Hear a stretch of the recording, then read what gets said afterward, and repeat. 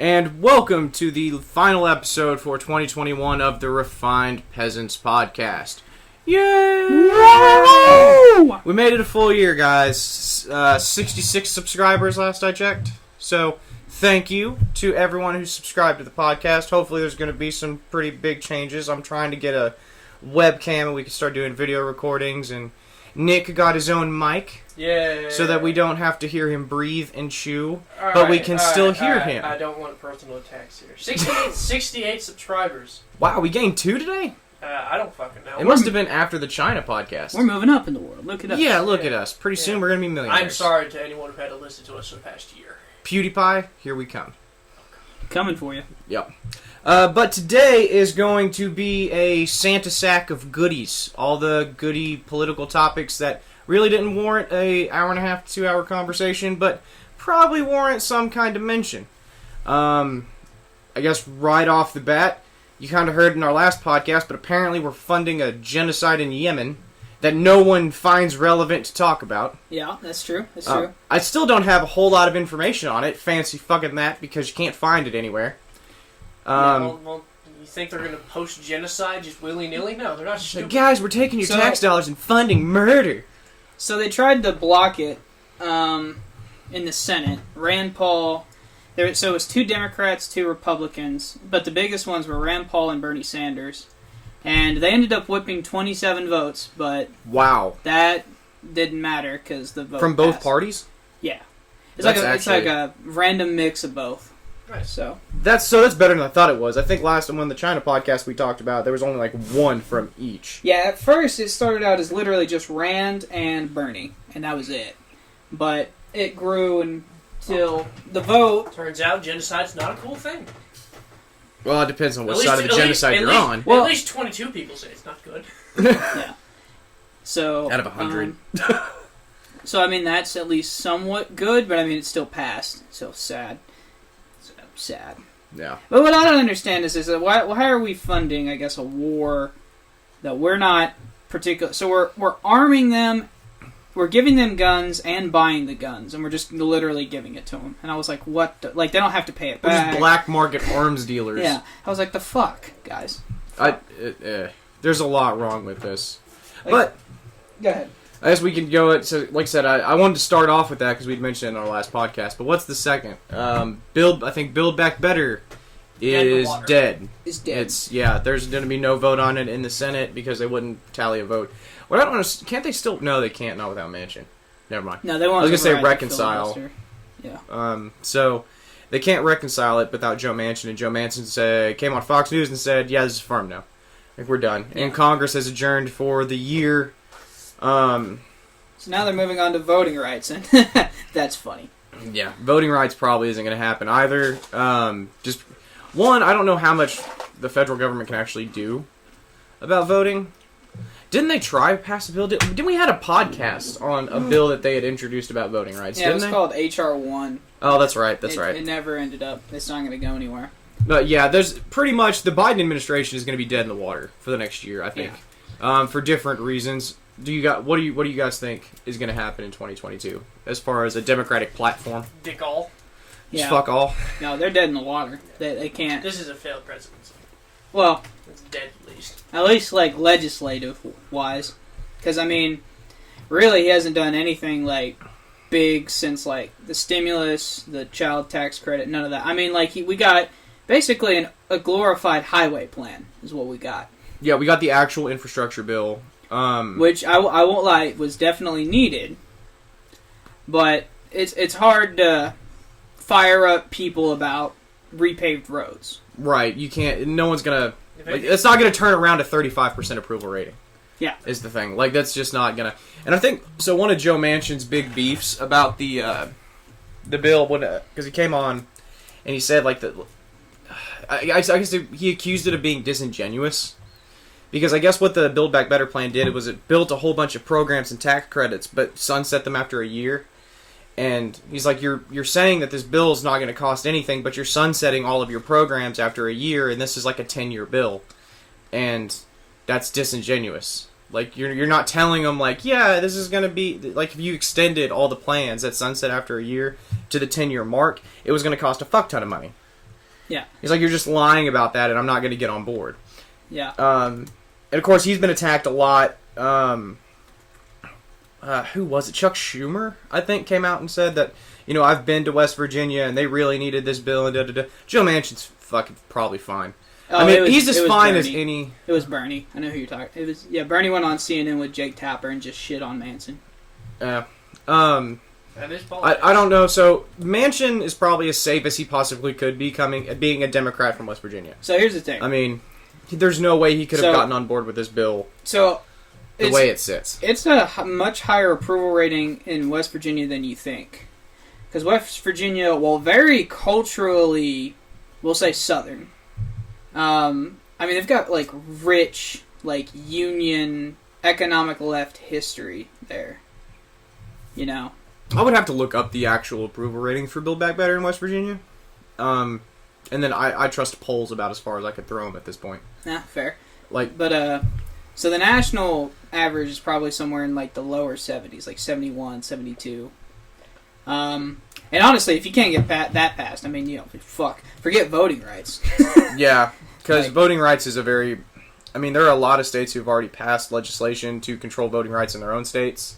Yeah. And I'm not just Texas has obviously passed a whole bunch of restrictions on mail-in voting and early voting and stuff like that. But there's also a bunch of states that have passed more liberal voting laws where it's like it takes you 2 weeks after the election and you can get a vote in, it still counts. You know what I'm saying? Like, this doesn't only go one way. But states have a lot of unilateral control over their own voting systems. Right. And I think I said on the HR1 podcast, I could probably get on board with a few, like if we were to actually make some concessions that only regarded to federal elections. So, like strictly House, Senate, and presidential elections. Specifically so that we don't have a repeat of 2020 where I'm waiting for 3 fucking weeks to get an actual outcome. I don't think people realized how stressful that was for Americans in general, because America was already on edge in 2020 going into this election, and we probably need to do something to prevent that, because tensions aren't getting any easier here. Yeah. We need to do so. Now, it needs to be, again, I urge you to go back and watch our HR1 podcast, because I think we go pretty in-depth to discuss what voting legislation we want to see, what we don't want to see, and so on, and how we would want it done.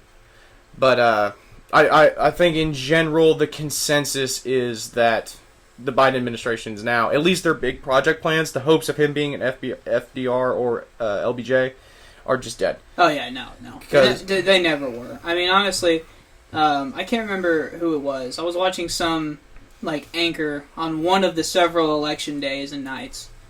And, his whole point was, look, with a 50-50 Senate, looking back, at history, you're not going to accomplish much. Right. That's just not enough to... Not enough. If you had, a real, whip in the Senate, like a Mitch, maybe. But even in the Republican Party, there are a couple of dissenters, right? So but none of them outlast Mitch. Right. He gonna get you in line. Yeah. Yeah. So Biden's original race was against the clock. Yeah, he basically had the first 6 months where it was like, all right, the country is in love with you.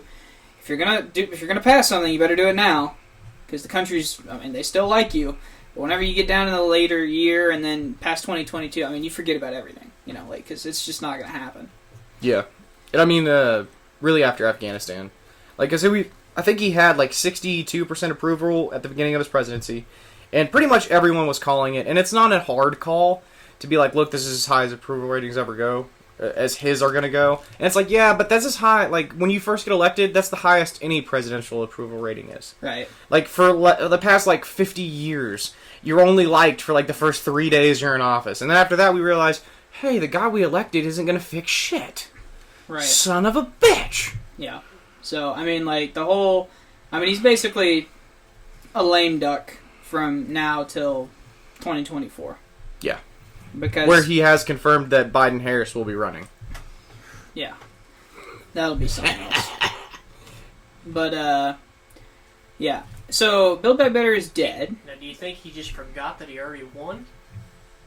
He's just running a Biden-Harris again because he thinks he didn't win again. No, I think he's running a Biden-Harris again because because Harris wants to run. You think it's going to be Harris Biden instead? No. Not running your incumbent is something that neither party has ever done. I don't think. Don't quote me on that, but I'm pretty sure. It's been a while. If it's happened. Yeah. The incumbent normally takes the nomination. There's not even a primary. I think the Democrats would be smart to do a primary. I think anyone other than Biden would be in their best interest. I mean, fuck, even if they... Okay, so let's Not say... Harris. Harris's approval ratings are like 25. So let's say... Exactly, even, like anyone but Harris is in the Democrats' best interest to run instead of Biden. The problem with the Democratic Party right now, from like a political strategy standpoint, is that they don't have anybody. I mean, who's okay? So Well, Biden. Let's say Biden doesn't run. Who are they going to run? They're going to run Pete. They're going to run Dan Pete. Can't run Buttigieg. Who are they going to run? They're going to run Liz Warren. Won't run Elizabeth Warren. Why would you run an off-brand Bernie Sanders? Cory Bush. They're going to run Cory Bush. You mean Give Booker? Bernie his chance. Huh? You mean Cory Booker? Well, him too. I don't know who Cory Bush is. But I mean, so like all of their hopefuls. So Democrats were really hopeful in the 2020 or in the 2019 primaries that Buttigieg and somebody else were going to be like, they're the future faces of the Democrat Party. And Buttigieg has fallen off the fucking radar because you made him head of the Department of Transportation. This is not a lofty title. And there's a whole bunch of fucking Department of Transportation issues going on right now. I think they're trying to get him tapped like some like bureaucrat experience. I think that's what they're trying to do. As opposed to being a mayor of a city of like right 2,000 people. Yeah, that's the like, thing. It's not even a big... Like, South Bend's not even a big I think city. Bernie's their best chance. Realistically, a lot of people... running I think the a lot old of people county... will turn out for Bernie. He gets a lot of votes. I don't know, you say that, but he got beat by Biden. No, they paused it. So Biden... Oh, that's right. They robbed Bernie Sanders twice. again. Yeah, twice. Yeah. Yeah. So I think Bernie is their... Bernie's too old. Yeah, but that's the thing. So I think... But here's the thing. I think Bernie is way more mentally stable. As you know, honestly, yeah. You know, like I think he might be. I mean, a Bernie Sanders AOC ticket. See, also the thing. Well, I don't think AOC will run with him. I'm not a Bernie. I don't fan. see why she wouldn't. I'm not a Bernie fan, but the one thing I can respect about Bernie Sanders, he's been consistent on his policies his whole life. Yeah. He doesn't sway like a palm tree like most politicians. He's pretty firm like an oak. He reminds me a lot of Rand Paul. On opposite sides of the political... I mean, that's a pretty apt comparison, because Rand Paul doesn't care if it's conservative legislation or Democrat legislation. If you ain't got a way to pay for it, he's probably a no. Yeah. Like, he's... Like, look, I'm a fiscal hawk. Like, I'm watching this deficit grow, and it terrifies me. And Bernie Sanders is watching... I don't know. It's definitely not the deficit. But he's watching the social inequity in America, and he can't abide by it. He's looking at the middle class shrink and shrink. And or the wealth gap grow. And he's thinking that that's clearly a problem. Right. But, I mean, yeah, I don't know who the hell they're going to run, man. It's, but they're smart if I was a Republican, you guys got a lot of strong candidates. I mean, we've whether got it's a lot. Trump or DeSantis or... I mean, I've seen a couple... I mean, I don't particularly like Ted Cruz. He's tried Ted to Cruz, make... he's tried... I think he could beat Kamala. I think he could beat Kamala. Oh, yeah, I have no fucking doubt. I think we could run Tom down the road and beat Kamala Harris with a 25% approval rating. Like, and every time... I swear to God, every time I see her on the news, she's only making it worse for herself. Because she gets pissed off and defensive about why people hate her, and it's like, people in your own office hate you. They're resigning because you're apparently a giant cunt, which I could have told you after 5 seconds of looking at Kamala Harris. Like, it's kind of like Hillary Clinton. She's just got this face that's like, well, I bet you're a bitch. I feel bad for Bill. No wonder he cheated on her so many times. So many times. I just wish it didn't have to be with children at Epstein's Island. Yeah. That's sad. I don't feel bad for Bill anymore. That soul-sucking whore is just karma. But that's divine justice right there. You're right. Like, the Republicans do have a lot of strong candidates. I'm not a Ted Cruz guy. I'm also not a Jeb Bush guy. Too many Bushes. Is he still around? I think he's still in Texas. He's quiet. Too many Bushes have been in office. I also like who's our governor? Stitt. I like Stitt, but he's too young, and he's he'd never. He's a governor from Oklahoma. Like, people just don't care. I like Stitt. Stitt's kind of an off-brand DeSantis. Him and DeSantis have been in step this entire year. So I mean, even Mitt. only lost to Obama. Mitt Romney only lost to Obama by like 5 points. I mean that was in 2012, right? Yeah, and I mean McCain lost by like 12. I mean he shrunk like a 7-point gap. Right. That's the kind of I'm saying, and you know he may be 4th, 5th on the list. You see what I'm saying? Right. Like, you guys have options. Well, we're not gonna. I don't think we're gonna run Mitt Romney again. I don't think so either. I don't think. I don't think Mitt Romney wants to run. No, even if he did, I don't think he's not Republican enough. Like that's the thing. Republicans in the primary vote for red-blooded Republicans because we want a red. Just like Democrats in the primary voted for Bernie Sanders. Like we're Republican and Democrat for a reason, and we don't want some wishy-washy bullshit. We don't want. guy. We don't want a purple. Right, which is what sucks. I really do think that we should allow independents to vote in the Republican primary. But then I think everyone would just run independent and vote in both primaries, which honestly would probably be the best for the country. Like, a Republican gets to vote because... That way you get a win-win. Oh, what about, damn it. Who was the hot chick from Hawaii? Tulsi? Tulsi Gabbard. I would love to see a Tulsi Gabbard 2024 ticket. No fucking way it happens. But I'd love it. Yeah, she just wasn't very liked. Speak for yourself. After Build Back Better... So if y'all didn't know, a bunch of, like, our politicians got caught insider trading. Oh, like 3 times, right? Yeah. Like in the past 4 years, like they got caught under Trump and then got caught a couple more times. Yeah. So, eventually the question gets asked. I don't think the reporters actually cared. But they did ask. They said, hey, Nancy Pelosi. They asked her some question about, like, what does she think about it? And then she said, the second question was, do you think that politicians should be allowed to trade? Or should be barred from trading stocks? And she answered the second question first. She said, first of all, no to your second question. She said, we absolutely should. And I was like, oh, alright. And then she got fucking blasted from the squad. Yeah. Squad. And you know what? Nick texted us this in the group chat. I'm not an AOC fan of a lot of her things, but good on her. Yeah. I'll give her a pat on the back. Like, good for you for standing at least on something. That's not complete garbity-gook. Well, and to be quite honest, like, she's right. I don't think that if you're a congressional member, and honestly, we could probably even extend this to media persons. Like, so, like, well, not Chris Cuomo anymore, but, like, the Brian Stelzers or the Tucker Carlsons, I don't think you guys should be able to invest in the stock market. And see, the problem is they're not making any laws. No, they're not making any laws, but they're covering laws, and based on their selective coverage of certain things, that can influence stock prices. Now, I'm just saying I'm open to debate about media persons, but I am a firm believer that if you serve in the government, you are not, like the federal government, you are not allowed. Until your civil service is over, you are not allowed to invest in that stock Absolutely. market. They should freeze your stock assets, so you can no longer sell or buy. Right? Yeah, no. I think we're all on board with that. Never would happen. No, it's never gonna fucking happen. Why would they stop themselves from becoming vastly more wealthy? That's just like, so I don't know if you guys watch the stock market at all, but like so this the Green New Deal, like AOC announced it, and of course AOC's bill was stupid, but green energy prices took a jump. And then Joe Biden came out and was like, look, we're not going to do this, but I would like to do something with green energy, and they jumped again. And now what's happened after 8 months of fucking nothing being done and a dead-in-the-water administration is they're back down.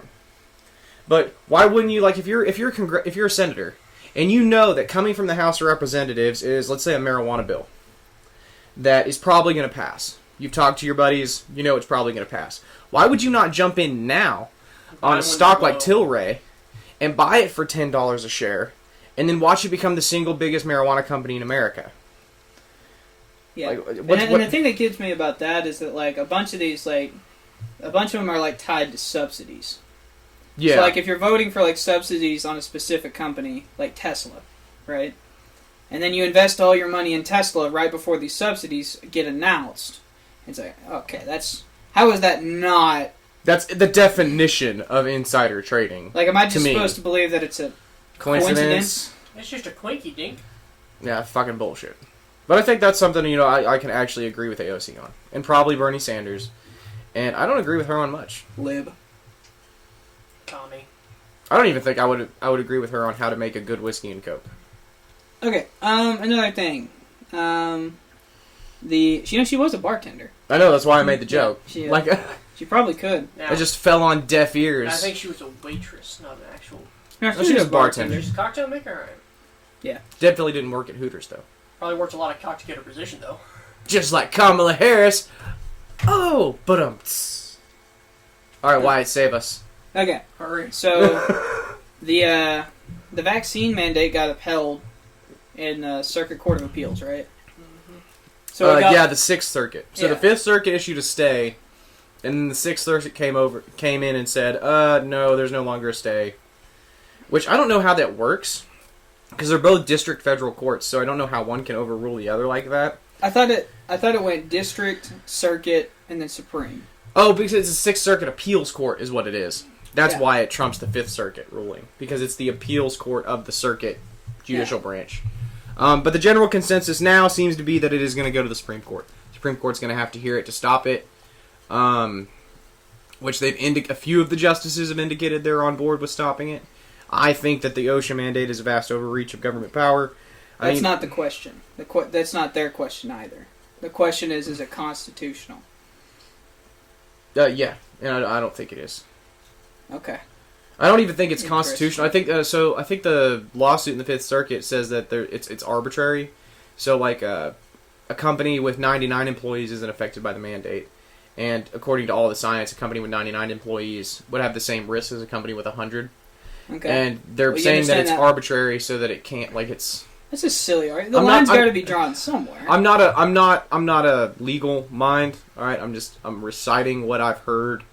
But I do think it's unconstitutional. I don't think OSHA and the president has that power. So the thing is that from everything that I've seen on this one is that they aren't challenging any of the precedent.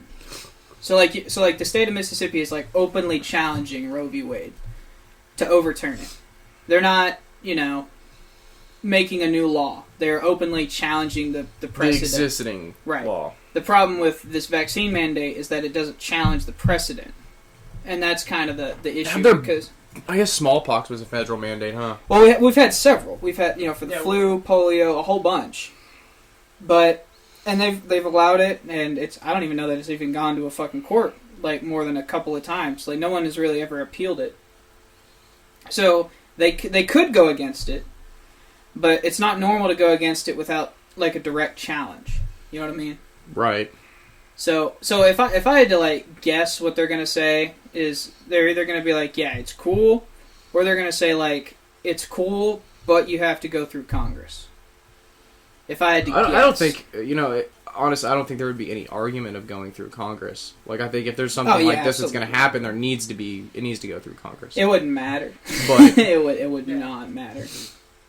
Like as far as public opinion goes, it would. See, the problem with going through Congress is, what happens when you get a bunch of deniers and something that's not we're not in COVID, something like an actual virus that is very deadly, but some people don't believe it, and you don't get that congressional approval for a vaccine mandate. A lot of dead people. So I can see where people are gonna say Congress can especially if people. I think at this point though is a vaccine mandate even warranted? At this point, so more people died this year of COVID. With a full vaccine, with something like 75% of Americans with a 2-dose vaccine. No, I think Joe Biden said 200 million people. Is that true? He said 200 million people were fully inoculated with 2 doses of the vaccine. No, I meant the deaths thing. Yeah, there was more deaths this year from COVID than there was last year. How many deaths are we at? It's like 800,000. I thought we ended the year with close to 600,000. I don't think so. There's been more deaths this year from COVID than there was. Is that a talking point, or is that actually true?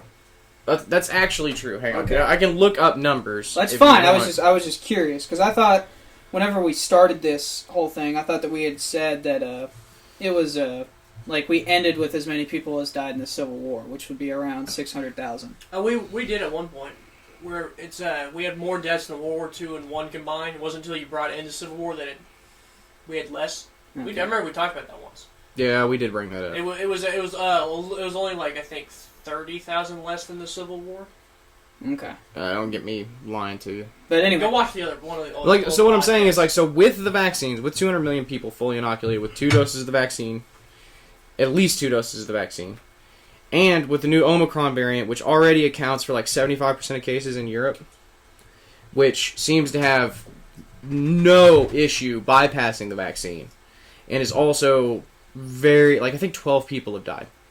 12 people have died worldwide from Omicron. Okay. And is there a need to prevent the new dominant strain?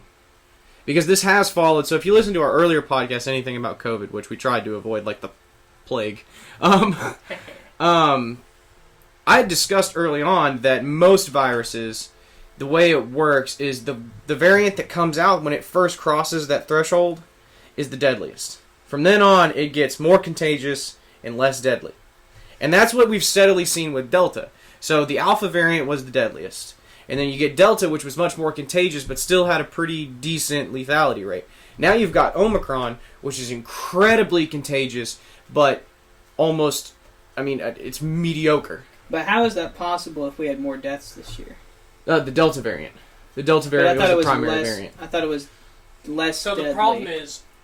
It wasn't a lot less deadly than the Alpha variant. So it's... It was less deadly, just not significantly like Omicron is. So one of the main reasons that America has had a problem with COVID, especially in deaths, is because we are so fat. No, that's another thing too. And no one wants to talk about how obesity is a fucking problem. The obesity of COVID deaths is far greater than old people. You're more likely to die if you're obese. You're more likely to die from COVID than an old person. Yeah, that is the statistics. Well, and we are the fattest country, so that's why we have a lot of deaths. One, it already puts strain on your lungs. You already have strain on your lungs because you weigh a lot. And two, this is a virus that attacks your lungs, and, well, you kick off your mortal shoes pretty quickly. And it weakens your immune system. It weakens your yeah. Which people with diabetes are really going to have a hard time. Right. So the big factor with all of COVID deaths were pre-existing conditions like obesity, heart disease, and diabetes. Yeah. So how viruses get more deadly as the years go on is you get an immunity to something. So this is how like smallpox, like for example. So the whole town would get immune or vaccinated to smallpox. Smallpox basically goes away. And then once the new generation who doesn't have that immunity pops up, the old people die. Everyone else is no longer immune. It comes back in another huge deadly wave, and then it does its cycle again. Less deadly, more contagious, and then eventually everyone's fine until that old generation dies off and it comes back. We saw this with mumps, measles. The Black Plague is back in some countries. So it's actually very funny, because the Black Plague happened 3 times. Yeah. One of the times was the worst, easily. It's whenever it first entered Europe. Like a quarter to half of... Yeah. So, and then, but you'd still be shocked. There was a little girl, maybe a couple years ago, and I can't remember, it's some western state, but she died and they found out, they couldn't figure out why, and then they found out it was, she had the bubonic plague. That's why... kills 12 people, something like that, every other year. That's why after you reach a certain age, you have to get certain vaccines like measles, mumps, because if you don't, that disease comes back. We saw that in Oregon, Washington. So you just get the vaccine and you're pretty much golden. It kills off the virus. The virus has no chance of ever coming back. The big difference here is with measles and mumps, those can be significantly more lethal than what COVID ever was, or what Omicron definitely is. The thing is, with the surge of obesity, a lot of fat kids. So why wouldn't we? Kids under the age of 16 probably aren't fat, because obesity at that age is a parent's problem. You see, how many kids did y'all go to high school that were fat? I mean, high school's not the same. But if kids in high school get the disease and they're fat as fuck... there's only been a handful of people under the age of 18 to die of any variant of COVID. But we've also got a lot of long-term side effects of this disease that we're starting to figure out now. For one, the weaker immune system. So even if COVID doesn't get you, it can weaken your immune system against other diseases. It's like AIDS didn't kill you. It's the fact that it killed your immune system that got you. Right. Well, then you get a common cold and you die because your body can't fight it off. Because it can't, But, it's one of those things. But as far as, the vaccine mandate goes, it's a soft mandate. It's you either got to get tested or you got to get the vax. I don't know. I think that's a lot of burden on companies that I shouldn't be there.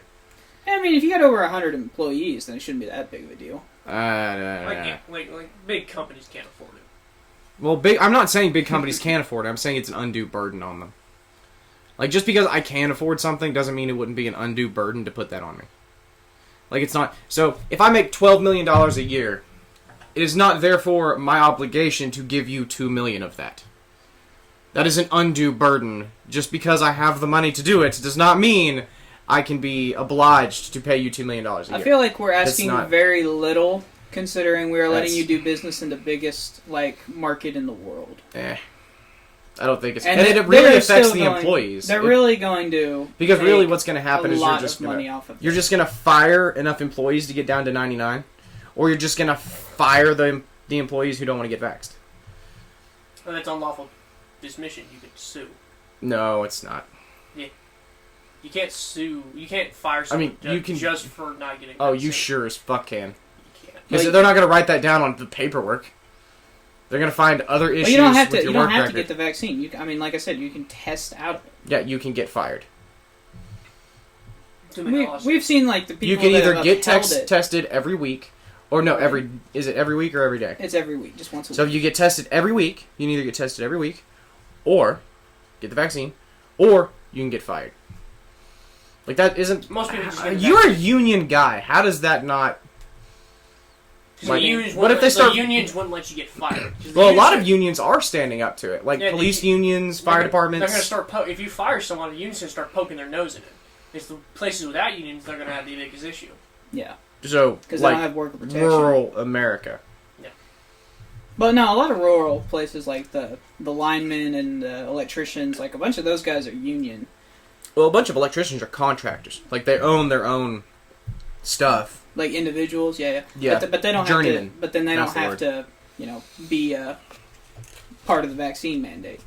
It's only 100 people. I think it's unconstitutional. I think it's an overreach of power, and I think it's entirely unnecessary. Okay, so I get not liking it, and I get why you would be against it, but I don't know how you could say it's unconstitutional. Just because you don't like. So how did they mandate the flu vaccine? Or the smallpox vaccine? I don't know how... Well, I can tell you with George polio... Washington looked at you and said, you're going to get this vaccine. Yeah, but it's different if you're in the military. I've already conceded that. I am not in the military. I'm an American citizen.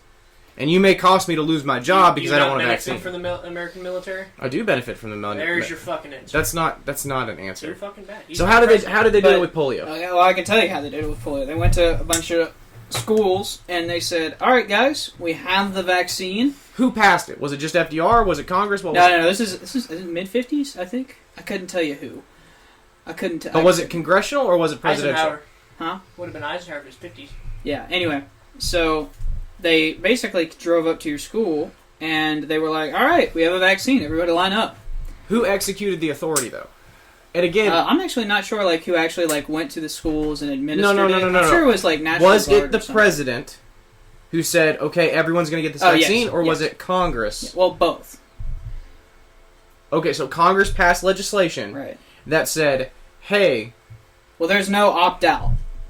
Okay. there was, you know what I mean? That is like you are leaving this school with a needle had been in your arm. It's Eisenhower. But that's with Congress passing...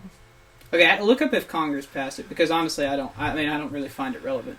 Because I do find it relevant because it's not the relevant president taking unilateral power to administer a vaccine is way different than congressional. Let me tell you why it's not relevant. Because it's not about should not be. It's not a normative thing. It's about precedent. So did the courts allow it then? Yes. Yes, but if the courts allowed it based on precedent. But if the courts allowed it because Congress approved it, and then it went on to the president, and it went through the processes a law makes, that does not mean the courts would allow it going unilaterally to the president to administer this. His job is the benefit of the United States citizen, though. That's his jurisdiction. But what I'm saying is the president... That's part of his power. So that's an argument for the courts to rule in his favor, but that's not... Like you're saying, the reason the precedent matters is how that vaccine mandate was passed. Mm-hmm. Because right now, we have a president who is unilaterally saying we are going to issue a vaccine mandate. If the precedent is Congress passes a vaccine mandate, the president approves and administers it, that is a different precedent than him taking all the power for himself and implementing it. Well, I know that as far as the enforcement of it goes, it was 100% the power of the executive branch. Well, yeah, that's enforcement of law. Like right. That would. And so I just find it incredibly unnecessary. And I mean, I've gone this long without a vaccine. I don't know why I would get one now. It's getting less deadly. The vaccines work less and less. Why the fuck would I do it? Why? There's no incentive for me at all. Besides the fact that you're going to threaten to fire me. So I just can't work if I don't get the vaccine. It's not necessarily threaten to fire you. I mean, you know, there is, like you said, this is a soft... they're just going to fire you. They're just going to fire you. That's what they did to the fucking nurses. That's what they did to the police officers. Well, honestly, they're just going to fucking fire you. I will be honest with you. If you are in healthcare and you are not vaxxed, like, the conversation of whether that person should or should not be fired, that's a real thing. I mean, it's sort of like if you went to work with, like, I don't know, something super contagious. I don't know, just throw a disease out there. And in a hospital, it's like, no, you can't do that. You just can't. I mean, arguably a doctor who didn't get vaccinated, and then, I don't know, because it's not the doctor's responsibility to prevent from giving you illness. Yes, what? That could be it. So, if you're in a hospital and the patient next to you gets you sick, is it that patient's fault because you were in the hospital? It could be the administrator's fault, too. So that's the argument, is... I guess we could have a debate about medical staff, but most medical staff would already be immune to the virus anyway. Yeah, but they're not necessarily... They're just not vaccinated. They can still give it to people. But they can still give it to people if they're vaccinated. But their That's body the has fucking a much, problem. This their doesn't... body has a much better chance of killing it quicker. Like, you get over the disease But it much still doesn't quicker. fucking matter. You can still catch it and spread it. That's the thing. This isn't like a Well, you can still one-shot catch cure-all. measles And then after if you don't you've get been the vaxxed. booster...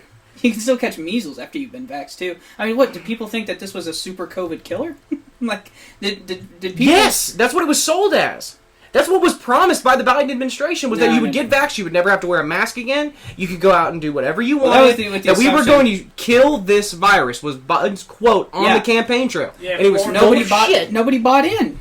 Yeah, the fuck they didn't. You need herd immunity. Yeah, now, granted, herd immunity, the goalpost has moved on herd immunity. I'll give you that. And I'm tired I'm tired of the fucking goalpost moving. Set me an exact number. Well, I'll tell you and this. We'll get it there. The goalpost for Congress was 95%. We're not going to get 95% of America vaxxed. No. It's a pipe dream. It's just never going to happen. That only existed a couple of times, like the flu, polio, a couple of times. It's not going to happen for a disease that's 0.3% deadly at its deadliest. 12 deaths, hundreds of thousands of cases of Omicron. But that 0.3 goes up a lot. If you're fat, which is, if you paid attention, a lot of people like Joe Rogan and a bunch of health fitness people were like, the worst thing you can be to get coronavirus is fat. Why are they closing the gyms?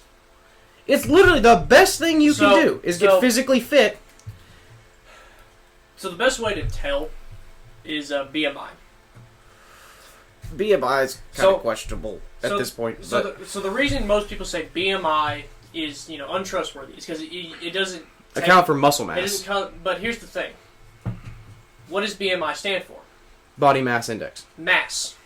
We as humans have limiters. You're supposed to weigh only so much. Ergo, from your height, you're supposed to be a certain weight that's true. Healthy like for professional bodybuilders are notoriously unhealthy. Look at your world's strongest man. They weigh 400 pounds, but they're still 7 feet tall. They have to wear a sleep mask, otherwise they suffocate to death in their sleep. Right. They are too heavy. They are unhealthy. You can be really jacked and still be unhealthy. That's true, and a lot of bodybuilders are when you see them in the meets. Do your BMI, and if it says you are overweight, you are in that health risk for COVID.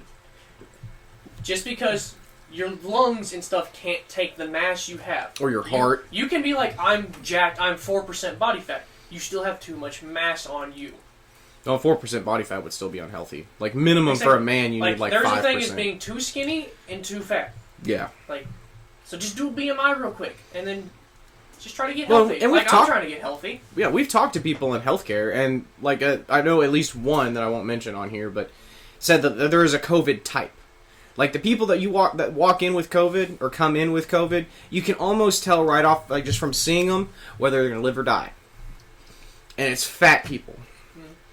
Yeah. Yeah. I don't know. It's just very sad to me because I see all these reports of all these people who died, and then like on their deathbed, they're like, "I wish I'd have gotten the vaccine." And it's like, well, yeah. It's a little like we can't like even if we did give you the vaccine right now, it's It wouldn't do any good. Not going to help. And this is basically like your fight, buddy. Yep. I mean, so that's the thing. If you're not willing to possibly die for your convictions, then get the fucking vaccine. I don't care. Fuck up. No. There are a list of maybe 4 things tops I'm willing to fucking die for. Okay, so that's fair. You know, like I'm saying, if you don't care either way, and get the vaccine. If you're one of those people who is literally willing to die over this vaccine, you're fucking crazy. Like, let's be honest. Everyone's like, I can take on the government until a tank rolls down their street. And then they're really into giving up guns. Yeah, you remember, so like whenever all these fucking cops in New York were like, yeah, well, if you pose this mandate on us, we're just going to fucking quit. A lot of them did quit. And then, no. It's less than like 100 of the like 40,000 cops in the state left. It was like, no, it was all talk to try and get them to not pass the fucking mandate.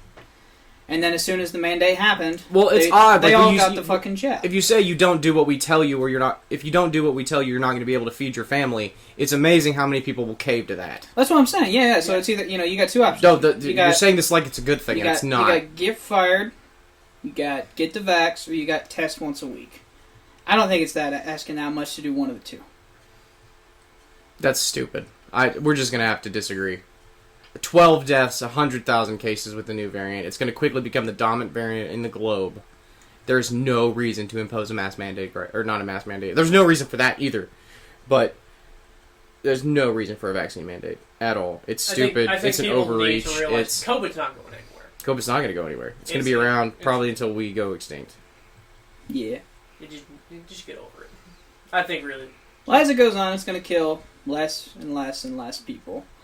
And then there will be waves like every other year, kind of like the flu. Like there will be a deadlier strain. Like the fucking flu, which is weird because like some of us were saying it's going to be exactly like the fucking flu. Like, do you know when the last time the flu killed 600,000 people in a year? Spanish. Never. Just saying. Never. Just saying. Some of us when this first hit, first hit, we're like, this is just going to be like the flu.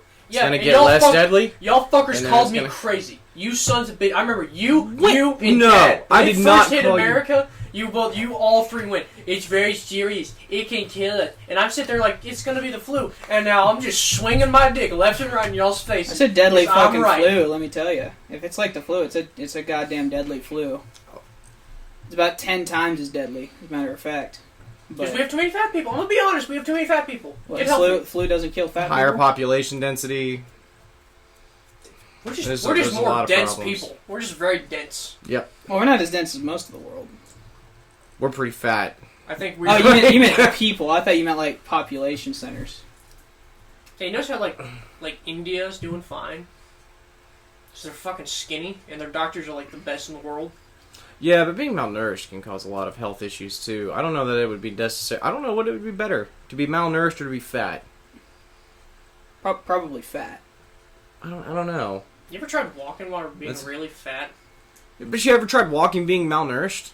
Bet it's easier. Bet it's easier getting up the fucking stairs. I bet it's not, because your body doesn't have the energy expenditure. Like, it takes energy to move muscles. Anyway.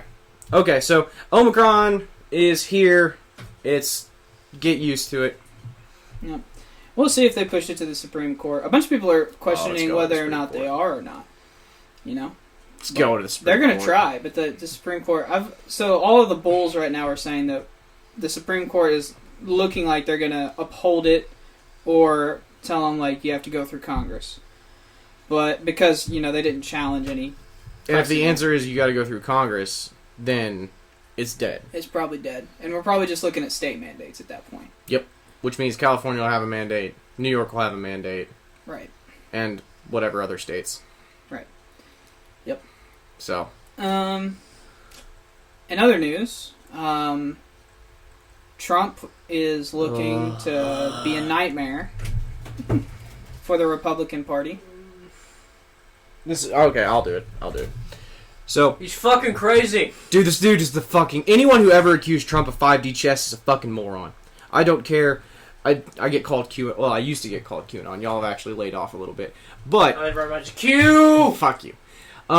These QAnon people who think he's playing like 5D or 6D chess and is really the ruler of the world fighting some secret shadow government, you are all fucking insane. This dude is coming out.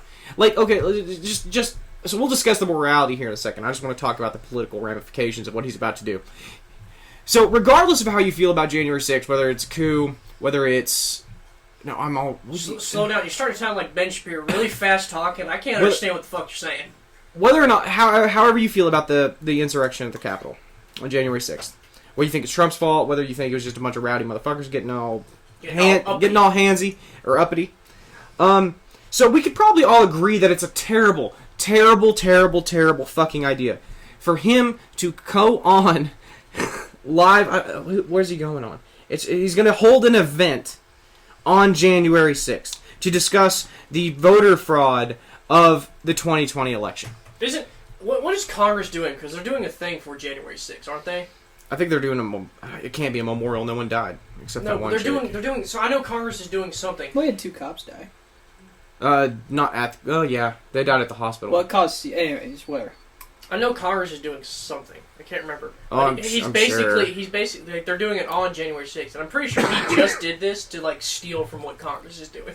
No, he has got to be the dumbest motherfucker on the planet. The dumbest. Regardless of how he himself feels, you ought to have the political acumen to realize that you should not hold a rally on January 6th. Because no matter what his intention is, it's going to be viewed as a celebration. January 6th, Part 2, Electric Boogaloo, anyone else? It might actually be a celebration. It might actually be a fucking celebration. Or at least It might happen again. Like, I'm serious. This is the rhetoric that... Well, actually, there's like 5 former U.S. generals that are significantly worried about a coup or a civil war in 2024. But... wouldn't happen. It wouldn't last long. Anyway, where was I? I was mid-rant when you fucking came at me with that, you bitch. Something about Trump. Yeah, something about Trump. The dude, you can't. It may so that's where we were. It may legitimately be a celebration of, hey, look at what my followers did. Yeah, look at me. Look at these crazy sons of bitches. But if you have any hopes for 2024... Why, good sweet baby Jesus, would you allow this? Why would you do? Media's gonna cream. I can hear Don Lemon creaming his pants preemptively. He read this article and just splooged all over his khakis. Like, I can't. Oh my god. Like, the only thing that could fuck up 2022 congressional takeover of the Republicans is Donald Trump leading a fucking January 6th celebration rally. And he's gonna fucking do it. It's gonna be his fault again. And Wyatt mentioned that he's gonna announce that he's gonna run in 2024, and ever since you said that, it might as well be fact. It might as well have already fucking happened, because you know the dude is dumb enough to fucking do it. I tell you what, he's been raising money like he's gonna run in 2024. Well, he's got a bunch of IOUs ready. He needs to pay back. I think it is funny, though. God, it's not even a little bit funny. The only reason you seem to care... is because you think it's going to negatively affect the party. It is going to negatively affect. There is no positive outcome from this at all. I know. Fuck what it means about our society and all that other shit. No, I mean, it's for sure going to spur on division. No. What it means about the party, that's what's important. No. I said, let's discuss morality here in a second. I want to discuss the political aspect of it first. Let's do the PR. It's bad PR. It's bad fucking PR. It's bad. This is like when Bill Clinton had sex with that secretary... and he just come out and celebrated every year afterward. Hey, remember that time I fucked that bitch in the Oval Office? Remember when I just got a good old sloppy toppy? Yeah, it's like, are you celebrate stop. That? Like, I need you. What lost you 2020 was your inability to sit down and shut the fuck up. That's all you had to do. That was it. And you haven't learned this lesson, old man. And I just can't. At some point, we just gotta sew his mouth shut and take away his Twitter privileges.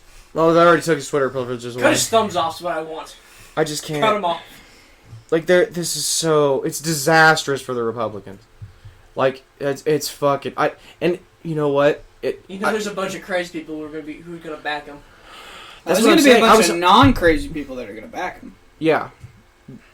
I just can't. And then so, obviously, on the other side of things, it's going to do nothing for political unity. Like, it's going to do nothing for the divisiveness in America. I will say, if they do it, at least play Fortunate Son while you're doing it. Well, he's going through right now. That's funny. He's going through right now, and basically ever since, the end of his term, I guess, he's been purging your party. of anyone and everyone who wasn't a Trump who was loyalist. not loyal. Like Liz Cheney, she's gone. Well, Liz Cheney's got other issues.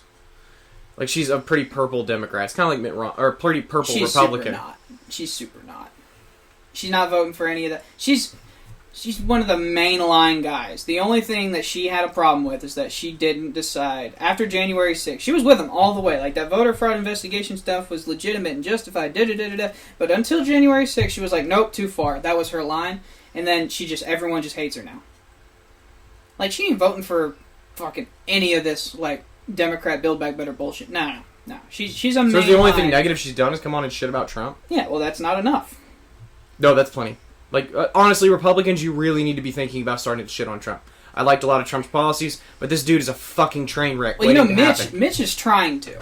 Yeah. Mitch has been trying to since late 2020, though. Yeah, well, Mitch was ready to. I mean, he looked at it and he's like, "Well, I got 3 Supreme Court justices, I got a lot of tax cuts, and I got some pretty hefty immigration laws. I think we'll call this." He was going to call it a good 4 years, call it good. And clap the chalk off, and off we go. And the president did not see it that way. Decided to shit not just his pants, not just his bed, but shit 25% of the Republican Party's bed. Yeah. And it's going to look... his shit and started throwing it at other people's beds. Because all of the stuff that was ever said about him not conceding and stuff, I mean, he literally, like, could not have proved him more right. Yeah. And it was so funny. Honestly, I have I have no reason to defend the guy anymore. Every time I try to defend him and try to give him the benefit of the doubt, he comes back and he smacks me with his dick. Like, it's not even... He just shits in your face. Right. You make it like, I can't do it anymore. I can't. Like, I wanted to. I really did, guy. But now you're going to throw a party about the January 6th riot. Like, Stop. Well, I think the thing that did it for most... I shouldn't say most. The thing that did it for, like, a small number of Republicans is whenever he started going after people that they'd known for a while. Right. Like, so nobody gave a fuck whenever he went after John McCain, which shocked me.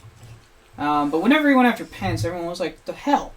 Yeah, well, you don't what I mean? get a more moral Republican than Pence. Like, why are you shitting on Mike Pence? And, I mean, just absolutely as loyal as he could be up until you asked him to do something that nobody asked, or they couldn't do. Right, he literally, he couldn't have done it if he wanted to. Right. And for the record, I don't think Pence would have. And he didn't, obviously. No, Pence wouldn't have. Thank God. But, I mean, currently he's trying to purge as many parties, state legislators, and he's trying to fill them with as many, like, loyalists as he possibly can. And I hope he doesn't run in 2024. But he's got the fucking ego. You know he's But here's the thing. If he does run, what's going to happen whenever a state legislator decides that they're not going to send the votes in? What's going to happen then? What do you mean? Well, let's say, like, Georgia, the guy, would have just not sent the votes in. Or declared election fraud, or, like, all these obstructionists that he's been putting in place. Like, what's going to happen whenever those people come election time? What obstructionists has he been putting in place? Like, what do you mean? Like, so secretaries of states, state senators. So his plan. How has he been putting them in place? They're elected in their state. Funny. So they are elected in their state. No. They are elected in your state. But I'm saying he's purging your party. So what I'm saying, he's endorsing candidates that are going to be loyal and that are going to go through hell and high water to try and obstruct the process till they get him to win. So, like, the Georgia Secretary of State are looking at a civil war. And the governor that he's endorsed already is going to potentially not send in those fucking votes. And he's going to probably send in his own votes if he wants to. Now, Trump may end up legitimately winning Georgia. I mean, it's purple. It's traditionally red. But the thing is that it doesn't matter. It doesn't matter how you win. He wants a win. Even if you have to cheat, fucking win. And that's the thing that gets me. Like, all the voter fraud stuff was just complete bullshit. I mean, all his cases did get thrown out of court. Well, they got laughed out of court. Yeah. So, the Heritage Foundation, every fucking election, counts the amount of, like, fraud votes every year. And we haven't hit triple digits ever. Like, the fuck? Like 100,000 or 100? 100, like 100. for the nation. That's a pretty good system. I think it probably doesn't help that phase of the electorate isn't at all what it used to be. And, you know, it doesn't help that half the country is a bunch of fucking morons. That wasn't an attack on Republicans. I'm saying, like, that sure sounded like an attack on Republicans. Half of he the made fucking... a shoe, you said it fit. Yeah, that's why I had to specify, because the silence meant... I was like, wait a minute, I didn't mean it like that. No, I mean, like, half the country is a bunch of fucking morons. And if you're offended, he's talking to you.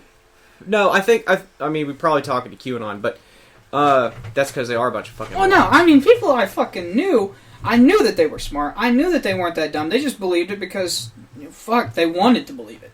It's like if you've ever met someone who really believes in Atlantean Bigfoot. They just really, really All right, this shoe's starting to feel customized. It is. I feel like Wyatt took tape measure.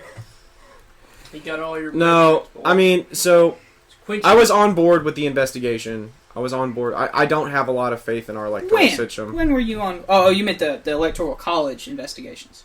No, I meant on board with... I was on board with his, his court cases. Investigating... Okay, yeah. No, I believe you. No, hang on. I'm getting there.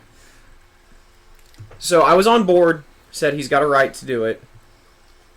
Whatever. Okay? Later on, I pretty much agreed it wasn't the greatest thing for the country. And his rhetoric after was definitely not the best for the country. Now, I don't think you can hold somebody accountable for his rhetoric. If we could, Bernie Sanders needs to be in jail for the congressional baseball shooting. Like, there's a standard that needs to be equally applied here. You still think that standard's fair? Yeah. Oh, yeah. That's fucking funny. That's way too funny. Like, if your incitement is now culpability, then there's going to be a lot of congressional... Like, no one wants... If you're going to open a door to a lot of politicians being in jail. Which, if we're going to open that door, let's throw the sumbitch wide open. I'll throw Trump in jail. That's the part that kills me. I'll throw Trump in jail. You throw Bernie Sanders in jail and Barack Obama in jail for the BLM riots and the congressional That's the baseball most shooting. funny part to me, is that nobody can ever look at this and be like... There's always got to be a caveat. There's not a caveat. Well, I'm saying if you want to throw this door open, we can throw this door open. But what I'm saying is, I expect the standard to be equally applied. I'm not going to Section 230 this, where I understand that you're going to apply standards equally. So then turns out 5 years later, you've totally fucked anyone who has an opinion you don't like. So if you can't see the difference between 5 Congress people being shot, a sitting president holding a rally that he sent. Okay, to Barack the Obama. Capitol. Barack Obama held rallies for. Not BLM. Yes, for BLM. The first fucking BLM guy, the Trayvon Martin. He went to the fucking city and held a goddamn rally that turned into a BLM riot. Did he send the rally somewhere?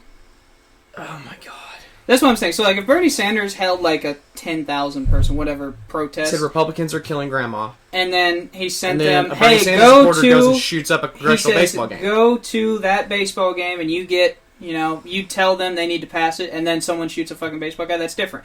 Bernie never knew the guy.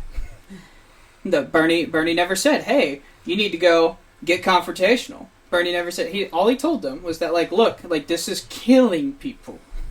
Not having good enough medical care for the elderly is killing people. I tell you what, let's throw this door open. Trump can be the first one to go to jail, and then we'll start investigating everything else.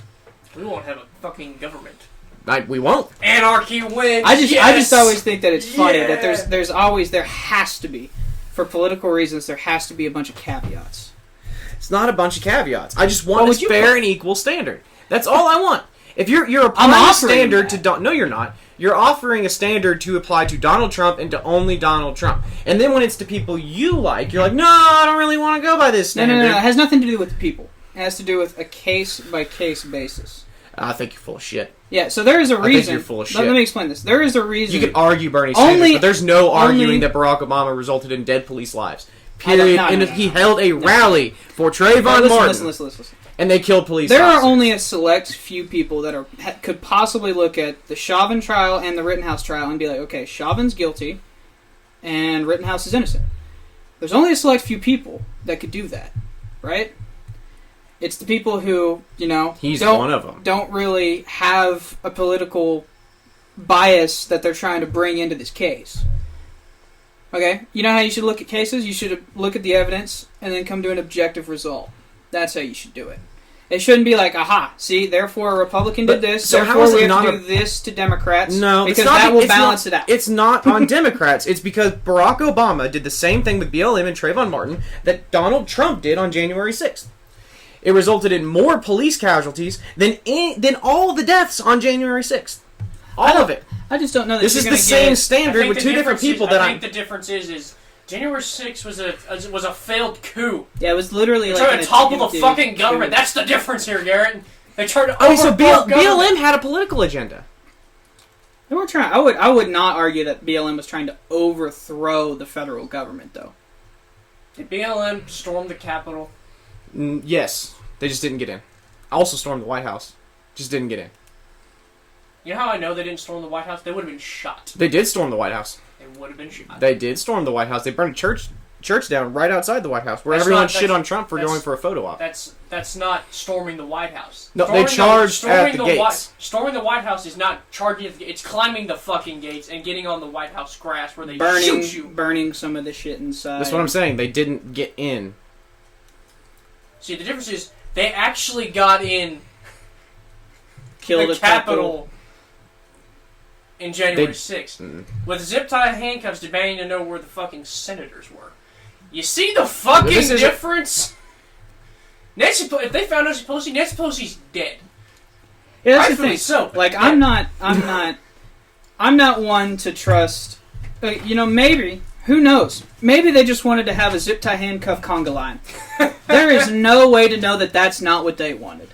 But are you willing to trust the restraint of a bunch of fucking madmen?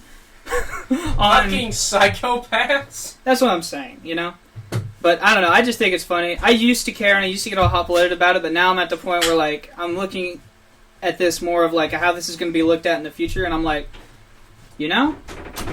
nobody cares right now, but as time goes on, like, this is going to be looked at a little bit more negatively. There's no... I mean, Garrett, we've seen your transition a little bit, because I remember the impeachment podcast, and, I mean, I could not tell you anything on that. You were like, no, it's blah, blah, blah, blah. I was like, okay, but even now, like, we've seen, like, okay, yeah, it was an attempted coup. So the question on impeachment was, again, the culpability of his rhetoric, which is still something I'm pretty much going to be like, oh, if this is the standard, then I'm fine with this standard, but we need to make sure it's applied equally. Like I said, I don't want to get 230'd again. I don't want to get promised that this is now the standard, this is what we're going to do, and then 5 years from now, somebody you like does it, and we're like, well, that was the standard then. You know what I'm saying? I don't... that's not the metric to me. The metric is, what is the standard? Did they meet the standard? And then how far did they cross the standard? That's the metric to me. Not do we need to change the goalpost based on who we do or do not like. Okay, so I think there's a little bit of confusion. Again, I'm saying if this is the standard, we're going to put Donald Trump in jail. We're going to hold him criminally culpable for his rhetoric. Then this is the standard now. Then this is the standard. If your speech results, or could at least be assumed to result in a riot or any kind of violent protest, then there is at least a chance that your rhetoric makes you criminally culpable. That is what the standard, if this is going to be the standard, this is the standard from now on. This is not the standard for Donald Trump and only Donald Trump. This is the standard for American politicians, period. Yeah, I would agree with that. The question is we're going to have to the conversation on each case would be like, how much did your speech, would a reasonable person have taken that and done what they did with it? Stuff like that. So, like, no one reads Catcher in the Rye and gets killed John Lennon. One guy did. That's what I'm saying. And that the courts were like, okay, so obviously the author of Catcher in the Rye wouldn't be liable, right? But I don't know. I think if we take this same standard and we backwardsly apply it, which you can't backwardsly apply a standard. If you set a standard, this is the standard from here on. You can't change the rules when the game's already been played. Right. So I'm not saying we could take this standard, then now we go back and charge Bernie Sanders or Barack Obama. What I'm saying is, if this is the standard... You just said if we lock up Trump, you better hand Bernie the fucking The cups next. So that was not an allegory. Analogy. An analogy. Hyperbole? No, it's not an hyperbole. Simile. I'm just saying, if this is the reason I want you to think about whether Barack Obama or Bernie Sanders need to be criminally culpable is because I want to make sure again that I'm not going to get fucking 230'd. I'm going to make sure that Joe Biden's not going to go out and give a speech, and that some bad shit's going to happen, and you're going to be like, well, he's not really culpable, even though he gave a rally and said some things. If Biden... He's not really the same as Trump, so we're just not going to prosecute him. And it's like, okay, no. And that's what I'm afraid of. Well, you can't that's what I'm afraid of. I'm afraid of getting the fucking shaft. You can't prosecute a sitting president. You have to wait till after the presidency. Well, that's partially true. I mean, you can impeach them, remove them from office, and then prosecute them. The impeachment may as well just be disappeared from the Constitution. It's never going to happen. It's one of those things like, yes, we can pass a new amendment tomorrow about free whatever. But it's not going to happen. Congressional term limits. Yeah, it's not going to happen. It won't. It's a dead power of the Constitution. If he could get away with this, I mean, he literally could have gotten away with anything. Like, what the fuck else could he do? But the commission's still going on. Do we like the commission, or do we still not like the commission? So they've recommended indictment on one guy that I saw so far. Was it Meadows? Yeah, and it's because he's refusing to turn over text messages. Well, they subpoenaed him. He got him. They got him. Well, I thought they said they refused a subpoena, but maybe it may have been updated. Maybe after they threatened to indict him, they were like, okay. He was like, okay, here you go. They've also turned over a lot of Fox News hosts to Meadows. Yeah, and those are I think in the Meadows are the Fox News hosts are like, dude, you got to get him out there to stop this. Like, this is horrible. Like, you've got to fucking. It's basically like you guys remember the text when the riot was on TV. Like, I was fired up. I was like, you need to get out there and fucking stop this now, Trump.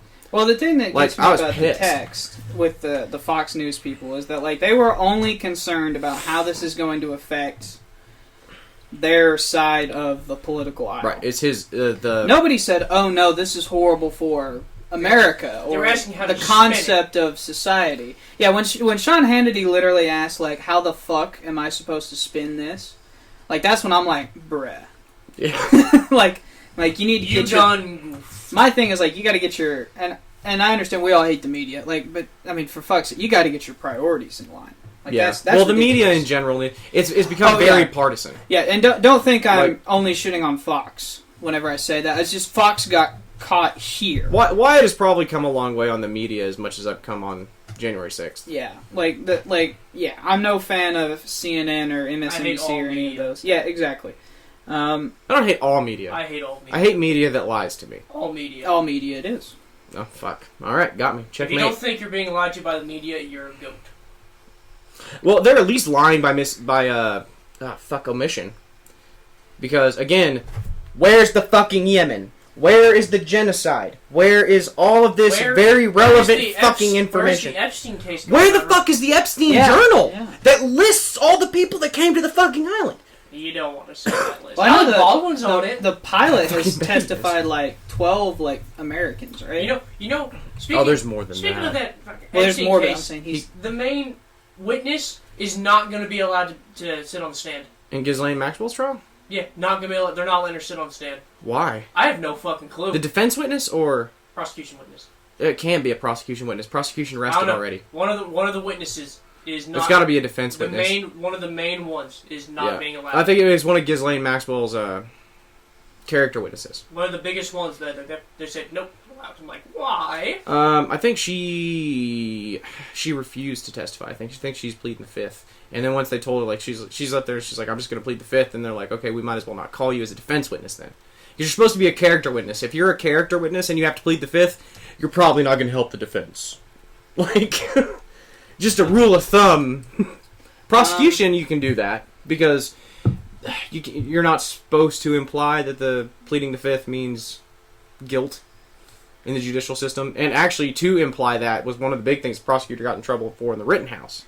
Is, your silence does not indicate culpability. That is not how this country works. You have the right to not incriminate yourself. Right. Well, you have the right to not speak to cops. You have the right to not tell pretty much anything you do. Like, you don't have to testify in your own trial, which is what the Fifth Amendment is about. You don't have to, well, like you said, incriminate yourself. So I don't know. I do know that they lost one of their primary defense witnesses, though. I don't know why.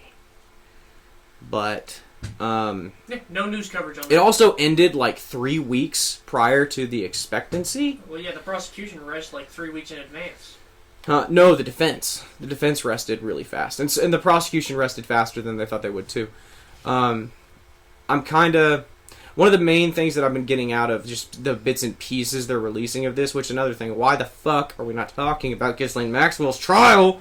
But a lot of the things are coming out as like, look, you can't. You have to try her on her own. You're not trying Jeffrey Epstein. Epstein's dead, and that's what the legal fear is, that it's not really her on trial. It's Epstein. And honestly, if she's guilty of what she did, I hope she hangs. Like public hanging. Go listen to our death penalty podcast. Well, you are for like tit for tat. I don't think you can hang her. Oh, you're right. I have to like indoctrinate her and put her on a sex slave island where she gets forcibly raped by powerful men. I don't think that's a good message. It's a good message to don't fucking do this. Yeah. So, the January 6th council is going to come out, and I'm interested to see what they find. And oddly enough, so is Mitch. Mitch is using this to try and... He's going to bash Trump over the head with it. He's going to try and... Well, all these texts are coming out, and they couldn't release all of them, and I wish they would. I wish every single document from January 6th, or really, honestly, like maybe even a couple weeks before, onward. I just want it all public. A couple, from before, too, would be... It would go to intent. Like, was this planned? Which the consensus seems to be it wasn't planned. This was just everyone was all hot and bothered. Everyone was like, fuck. Well, my whole thing is that I don't think he was sad when all this shit happened. Oh, he for sure wasn't sad because he took too long. His ego got in the way. Any president with a fucking brain could have seen what happened, and he would immediately come out and be like, whoa, this isn't what I meant. Well, he's a narcissist. He's a fucking egotistical crazy man. He sat back and said, yes, the people are fighting for me, their new god. Right. That's the only reason he would hold a fucking rally on the anniversary. Honestly, I'm pretty sure Trump wants to change all money to say, in Trump we trust. I believe that. I mean, he's got the ego to do it. Like, I'm done cutting him any kind of slack. Like I said, my defense isn't of Trump; it's of a precedent, like an established standard of rhetoric. What's the word? Rhetoric. Thank you. Okay. Rhetoric culpability. So I am done. I'm not going to defend Trump. He keeps shitting on me anytime I try and proving me wrong. So I'm done. I hope the Republican Party shoves him to the side, not just kind of appeases him and tries to stay in his good graces so that he helps us. No, we need to take him and shove him off the iceberg into the ocean to drift forever silently. And that's it. We need to be done with him. Yeah, enough and we move on to DeSantis. Enough giving slack. Cut the fucking rope and climb the mountain yourself. That's right. Like I can't. It's beyond anything at this point. Like the level of egotist that he has to be to think this is a good idea is nonsensical, to say the least. Right? I mean, I think we can all agree there. Yeah, I said that a couple months before it happened, too. Yeah, well, okay. Garrett 10, Wyatt 1. There you go. Really? Yeah, coronavirus, Biden administration. I don't think so. I don't think you want to add tallies here. I do. Okay. We'll do a tally. We'll go through and listen to every podcast. Okay. But it would you vote for him? No. In the election, would you vote for Biden? No, if it came down to Biden or Trump, I just wouldn't vote. Okay. I might actually. Okay, how about this? How about gun? I got called crazy. Gun to your dog's head. Who are you voting for? This is a country of hard choices. Fuck! I love my dog, but I hate him both. This is Biden. Kanye. And is there a third party candidate? Nope. Yeah, this Biden. is a difficult two-choice question, Nick. Your dog loves you, Nick. God, I love my dog. Oh, fuck, I just got her, too. You have to be honest, too. If you lie on the ballot, they know when they shoot her. I'll go John Wick on their ass. I bet you would. Yeah, but not after your dog is dead. Yeah. Fuck. Nick's about to tear up at just the thought.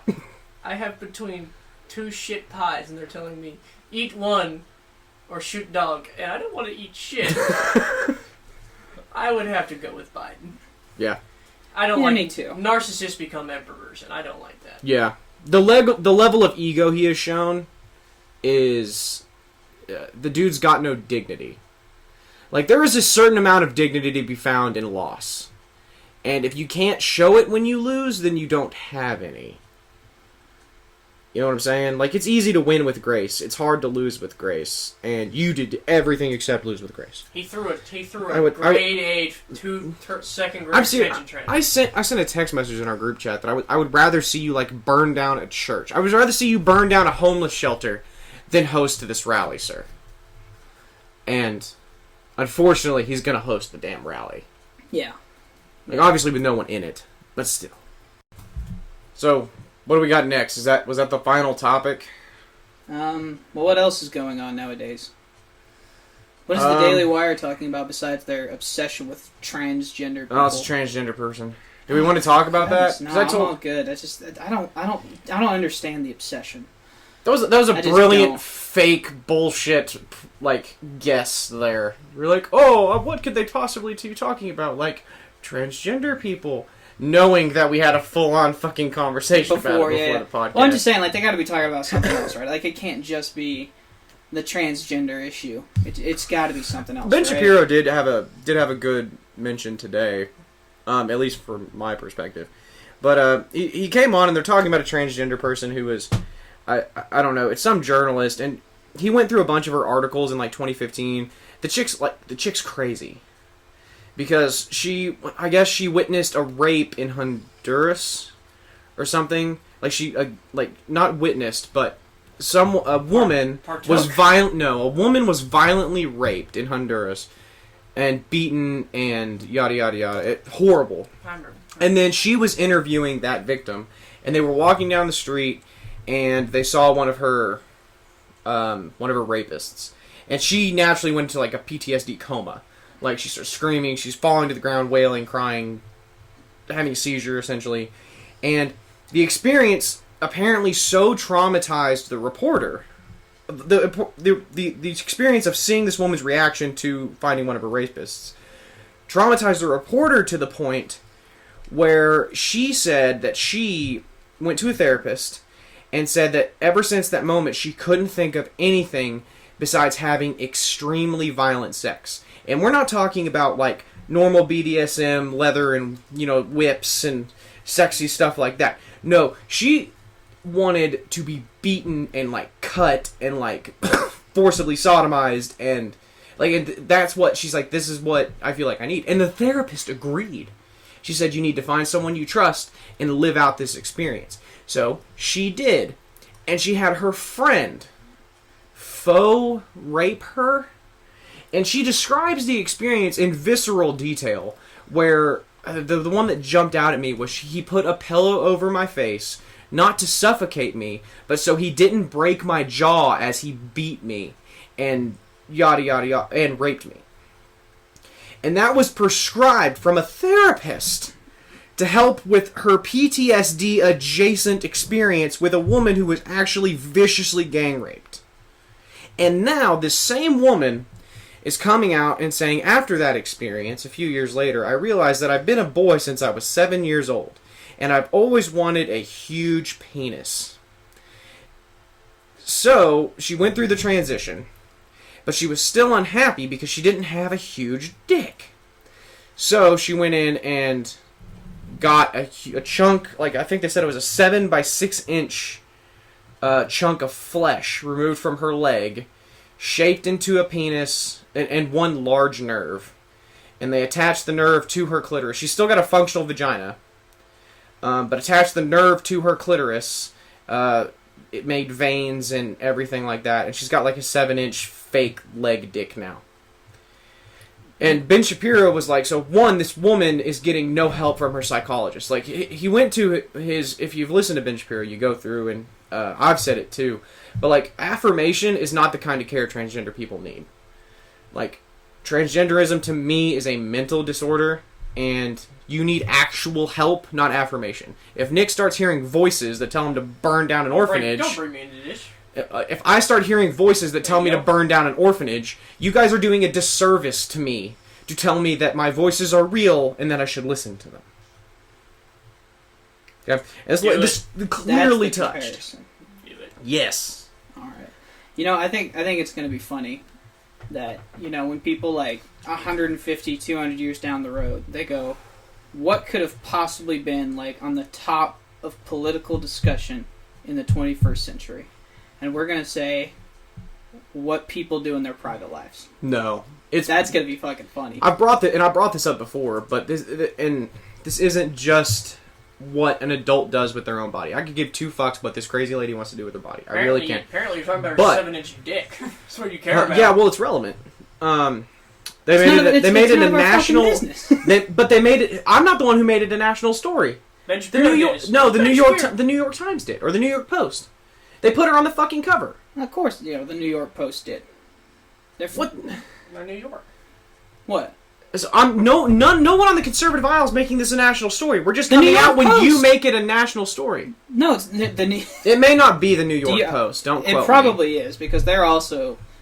I like I said, I don't get it. The obsession with the transgender issue. It just doesn't. Why do you care about what's between people's legs? Yeah, I don't. I'll just be honest with you. I don't significantly care about what's in between people's legs, because I'm married. I'm not banging anyone else. It doesn't really matter to me. What matters to me is your blatant attack on reality. Oh, get fucked. I'm gonna do this again. Where the fuck's your on Mr. Atlantean Bigfoot? But I don't insist that Atlantean Bigfoot be taught to your children from ages 5 to 18. It's bullshit. No one's teaching this. Everyone's teaching this. No, you're literally fucking gender dysphoria is you are doing what multiple... you hate people do. You're literally taking a very substrata of fucking cases that are very rare. Wow. And you're saying, hey guys, look what all schools are fucking doing. They look are teaching gender Ow. Shut up. What the fuck are you throwing at me? Shut up, I'm tired. Violence is not something we condone on this podcast. It's the solution. Look, I won't hear it. Look, I will not hear it from people who do not believe in climate change. I will not hear it. I believe in climate change. I do not believe in they're Holocaust deniers. Okay, that's fine. What I'm saying is there are schools that are teaching there is more than two genders. Not in a biology class. I can tell you that much. It's in us. If you want to teach it in sociology. Okay, and how many schools teach about Atlantis as a real historical city? Fucking zero. Probably. Right? Well, I don't know. We went to a smaller school, so we didn't read any of that shit. But none of us. Do schools teach? They'll do mythology. No, I know. I mean, do they teach the story of? They teach Plato and humanities. Yeah, that's what I was asking. Do they? I don't know.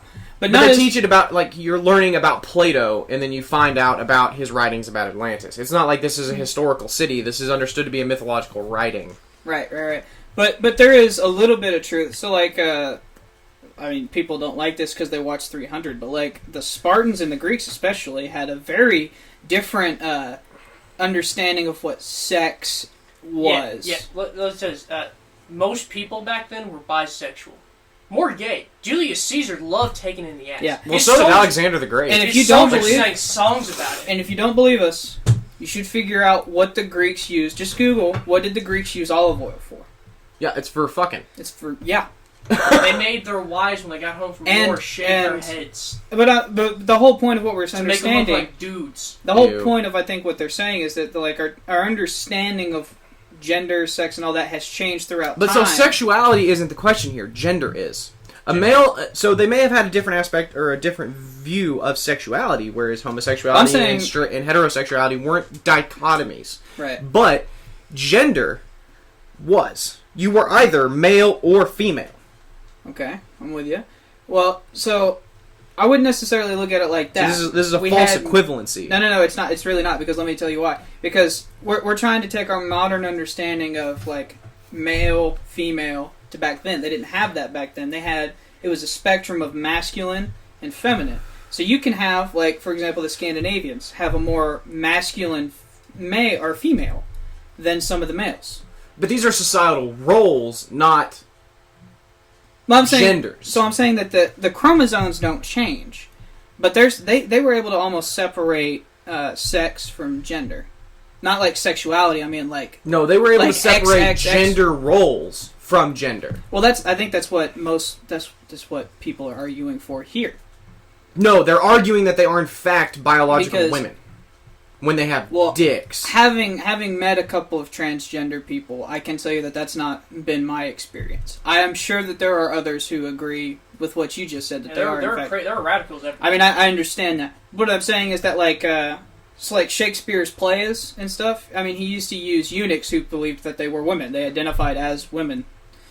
You know, like, our understanding... Well, they lacked masculine...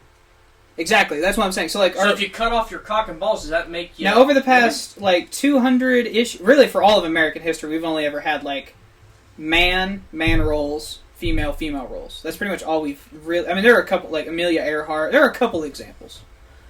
But I don't think teaching about necessarily the course of gender throughout history is a bad thing. And we could understand now that we may be going through a change in how we view that today. But there will always be people today who are like, no, we don't want that change. I think the change is bad for society. Like, if Nick were to sit across from me and say, I am a woman now, and you must refer to me as such. Here's the difference. So I'm a realist. I think we all can agree. I will be courteous to somebody. I know in my heart that they are not truly a woman. Like, let's say Garrett. Garrett says he's a woman now. I know truly that biologically he's not. But out of courtesy, I will call you a woman. I'll call you fucking whatever you want to be called. Until you start making demands. If you say you must call me this, you can go get fucked. But that's the thing. They are making demands. A very small percentage of yes. You're taking a 1% of the population, and then you're taking a maybe 1%. Any transgender person I've ever met, they will make, like, you have to call me a female. Like, or you have to call me a male. So I will, or you have to call me by my new name, not my name that's on my license. My generation especially, they are making more demands. Okay, so that's stupid. I don't particularly care. Like, if some person comes up to me and they say, hey, my name's Catherine, and they look more masculine, I'm just going to call them Catherine. I'm not going to be like... That's a weird name, but I'm okay. Be like, okay. Because I've got no reason to be like, no. It's like, show me your license, you weird bastard. No, it's stupid. It's ridiculous. But I think the question is framed bad. Because I think it goes on the assumption that all of these people are, like, mentally ill, and they are convinced that they were born literally the wrong gender. I think a better way to frame this is, so, like... It's a preference? So, are you saying transgenderism is a preference? What? No. So listen to me. So let's phrase the question like this. Let's say someone has went their whole life and they were, like, say, a tomboy, right? They're a more masculine girl, and they get to the end of their life, and they're like, I think my gender role would be better fit as a man. I would like to go on kind of identifying as more of a man in society. But so, see, in American society, they don't literally have to be a man to take on male roles. Hold on. So they don't go to the doctor and say, yes, I demand a surgery that you would normally go for men. No. Just do the surgery as if I was a woman, because that's what I am. Because I think that's what most trans people are. Like, being like the younger generation, I'm sure we've encountered a lot more of them. I mean, statistically. They are not significantly. They are not the mental ill patients I think that people try to paint them as. Here's my issue with it now. It's more seen as a social status. It's more seen as a badge. I can't tell you how many people in high school that I had that automatically decided that they were bisexual. Just out of the blue. Oh, dude, that's not just y'all. It drove me up the wall, because I'm like, I don't want to call them liars, but that's what they... And these were the girls who were, would hurt their wrist, but then wear a knee brace the next day. Same type of one. Clearly liars. So, a lot of people do it for, I think, the attention, and you feel like you're a part of a different group. Yeah. Well, so sexuality, I will probably agree with you. That a lot of... Because I was the same way in high school. There was a select group of girls that all knew being bisexual got you all this because it fucking worked. Because we're all high school boys. But they claim to be bisexual. They're not bisexual. They're just wanting attention. Now, I don't know that happens as much with transgenderism. Because can you imagine the ridicule a boy gets if he comes out in high school and is like, hey, I think I should have a vagina. Tons. Yeah, I can tell this isn't good. This isn't good attention. Experience, yes. This isn't a good level of attention. Yeah. Now, when you're an adult Now that it is a virtue symbol, so like you go to college and become transgender, now it's a virtue symbol. You get a lot of privileges that come with that. One of them being you can't have your reality questioned. You can't assert that you are in fact a woman, and I can't be like. So it's not like communism and capitalism. Wyatt and I can have a very heated debate about which would fundamentally be better. I'm not a communist. No, I know. Okay, I'm just saying for the audience. Socialism or capitalism or more social problems we can have a discussion, a heated debate, whatever it is about it. Even me and you on abortion. Okay, we can have a very heated debate where I'm going to need to make sure you don't have empty shell casings to throw at me, you dick. You'd be worried about the loaded ones, which you're worried about. They come a lot faster. I call that a late-term abortion. But what you can't do is, if we're in college and I'm in a professor's class, and you say I'm a woman, and I say no, you're not. You're a dude. You got a cock and balls. Then I can get kicked out of school. I can be robbed of my education. Well, it depends on how you did it. If you were just being a dick and harassing the girl, I mean, that wouldn't necessarily have anything to do with the transgenderism. That's just you being a dick. You're what I mean? Harassing somebody. If you said no, you're questioning, like you're presenting the argument to their reality. Yeah, but if you say no, you're not. And then you start harassing them about it, start yelling at them. Then yeah, you're harassing. Okay, yeah, don't be a dick. But I'm just saying, if Nick says he's a girl, and I would say Nick, you're not a girl. Okay, you're not a girl. You're not Nancy. Your name's Nick. No, she's not. I've seen your diapers changed. Really? You went with Nancy? But Nikki would have been a much better option. Well, that would have been too confusing for the audience. Too fucking bad. I don't know. But yeah, I don't know. It's gonna be. So can we at least can we at least all say that we shouldn't be transitioning children? Yeah, once you're a legal adult, I don't care what you do with your body. I really could give two fucks because I'm going to do what I want to do. Now, if you have a problem, like you start saying, like, okay, if you dead name somebody, you're going to serve 3 years in jail. We're going to have a problem. Well, you understand we can't do that. There's a lot of things I didn't think the government could do that they're just we have a plopping their fucking dick on the table. Amendment. It's the First Amendment isn't as ironclad as everyone thinks it is because apparently a bunch of people are like hate speech laws. What if it becomes a hate speech law? When you say like a racial slur whenever you beat someone of that race, like that's obviously hate speech. And they will tack on some extra time for that. You can't go around throwing slurs. I'm just saying, freedom of speech isn't as ironclad as you say. It never was. You can just say what you want about the government. You can't threaten people. Well, that's true. Yeah. It's really. It's sort of like we have harassment laws. Like you can't say, "I'm going to take the president to a party." Let me just stop you there. Yeah. No, I can say Joe Biden get fucked. I can say that. You absolutely can say that. He's a dim-witted motherfucker. I can say that all I want. I can't threaten his life. Mm-hmm. Now, as far unless as it's on Epstein's Island, then you can take him to all the parties you want. Yeah. But I don't know. I don't see the transgender issue going away. It's not. I mean, but it's one of those things that's ridiculous to me. It's like just. Well, I will never understand it. And there are aspects of it that are ridiculous. Like my vote will never be changed, probably based on a person's position on a transgender issue. Like it just won't. It's not important to me. I think it's an important aspect of our society to be able to acknowledge what reality is, objective reality. So I have yet to meet a trans person that says like, so I was born a girl, right? But now I am, like, biologically, like, my entire body has changed. They've been like, no, I am... There are dudes trying to breastfeed, bruh. We can. I was about to say, can't we? I thought we could. I mean, there's a very small portion that actually have mammary glands, but it's not. No, all of us, if you have enough estrogen, you can. I was about to say, I thought it was an estrogen Our uncle intake. produces milk. Wow, that's really gay. It's fucking weird. But anyway, that's not what I'm saying. But I'm saying, like, I've yet to. I mean, yeah, they're trying to do stuff, I guess, like that. But that's like that's cosmetic. They're trying to separate necessarily like your gender from your sex, and I honestly, like, I'm so uninformed on which is which. But one of them is like your chromosomes, and that's unchangeable. But I think that's your sex, and then your gender is how you identify necessarily as your role in society. Yeah. Are you a more masculine person or a more feminine? But you don't have to change your genitalia or claim to be the opposite some gender people don't. if you. So like, I mean, there are plenty of stay-at-home dads now, and they don't identify as female. So that's why I don't buy into that argument. Well, you don't necessarily have to even change your genitalia to identify as a female. You know what I'm saying? That's just I don't.